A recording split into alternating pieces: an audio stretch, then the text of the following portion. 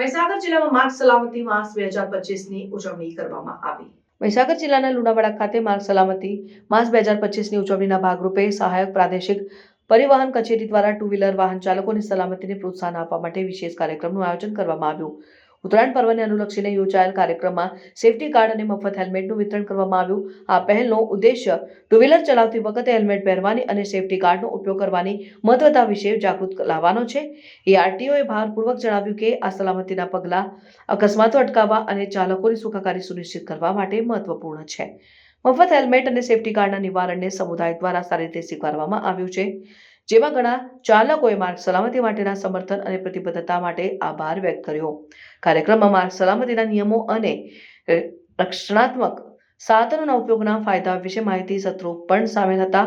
ARTOના પ્રયાસો તમામ માર્ગ વપરાશકર્તાઓમાં સલામતીની સંસ્કૃતિને પ્રોત્સાહન આપવા અને માર્ગ અકસ્માતોમાં ઘટાડો લાવવાના વ્યાપક અભિયાનનો ભાગ છે।